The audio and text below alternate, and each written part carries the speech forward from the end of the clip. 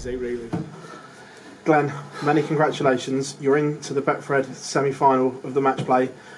However, have you just gone through every emotion possible up there? Sometimes you've got to rely on experience, and there was a lot of similarities to the Mark McGeaney game. I mean, Vincent will be devastated right now because he'd be sat in his hotel room right now with a better player losing that game. I genuinely wish I could say I was always going to win that match. The better player lost that game, and somehow, some couple of double ones, and from a previous interview there were 23 darters. I'm not really sure if I won that game. I think it's the first time I've ever seen you on a PD stage, and I think it's fair to say you didn't look comfortable up there tonight. Didn't I? Yeah. I felt fine backstage. I got beaten up by Dimmy in practice. We were playing some games and he was magnificent. I mean, when it was 8-2 to Dimmy against AD, it was no surprise to me because he left me sort of dumbfounded a little bit. I mean, if he plays like that tomorrow, I've got my hands full. I didn't. I think I've just not coming out the traps quick enough. So I might have a little think about when I get home and get back to my hotel room and wonder why. But semi-final of the match play, it's beginning to sink in. Just even talking to you now, Phil. So I'll take some beating, I promise you. 115 finish to go 17-16 up. Is that a contender for checkout of the year? Because Vincent sat on 36 to break you. Well, I mean, I didn't know that, but I'll be bullish to say that. As 101 to 119, I'm the best finisher in the world right now. And that's the only confidence I had on that stage tonight, that if I was between 101 and 119, that I'm going to hit this. But I was wobbling. I was wobbling big style tonight, and maybe, like I said, I can only sort of reiterate that, Vincent will be sat in his hotel room now devastated, and I can understand that. Very strange moment during the game as well. You seem to break a point. What's that like? Because did you change your point on stage, or did you have a separate set of darts that you swapped to? So I've got one more dart left. So I've got one more point to snap, in other words. I mean, my points have been marvellous.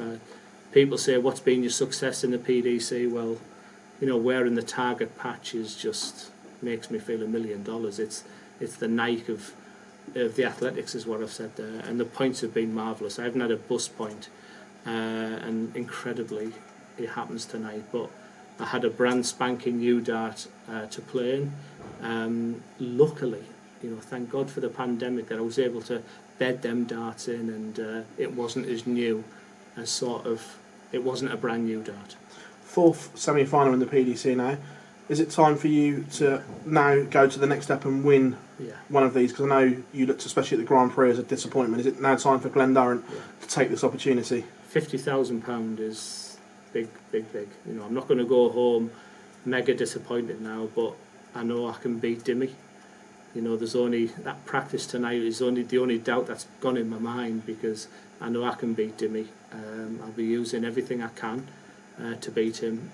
So it's good. Whatever happens, 50 grand is good. But I'd be driving home on Sunday morning a disappointed man if I reach another semi-final. But £50,000 is 2 years' wages from the job I've done. So it's all good. Last one from me. With the field the way it is, would this be a disappointment if you didn't lift the title, being that so many of the world's top 10 are out? It's an opportunity. It's a massive opportunity. And when the top 4 seeds are falling around you, are you ever going to get that chance again when Gerwin Price goes out, Peter Wright, Michael, it's Rob Cross? It's a massive opportunity. But I've dodged a bullet tonight. I've dodged a real big bullet. But sometimes when you win tournaments, you need to dodge that bullet, and maybe that's just a bit of luck that I needed. Glenn, pleasure as always, mate. Thank you very much. Glenn, you said the other day about the previous semi-finals, if you'd had them again and played them differently into another semi-final, is there anything in particular you're going to approach differently? I always said if I was going to win a PDC major, it would be the Grand Prix, because of the double 16. I have no regrets about the match play semi-final last year, because Michael Smith was beating me 8-2 after session 2. But you've got to grab these opportunities. I can beat Dimitri van der Berg. I know I can beat him. So you don't get them opportunities every day of the week. So it's really important. I get a good night's sleep now, and just prepare myself for tomorrow night for what is a massive opportunity. You talked about the 115 finish. How important was the 92? I don't know. I don't remember a 92 finish. I don't know if it's treble 20, double 60. I'm not really sure what you mean. But I do remember a tops on 115. But the game was, and that's a bad sign. The game was a bit of a blur because I was not mentally very strong there. The better player lost tonight, and I'm the first to admit that. But I'm in the semi-final. I've dodged a bullet, and I'm here to win it.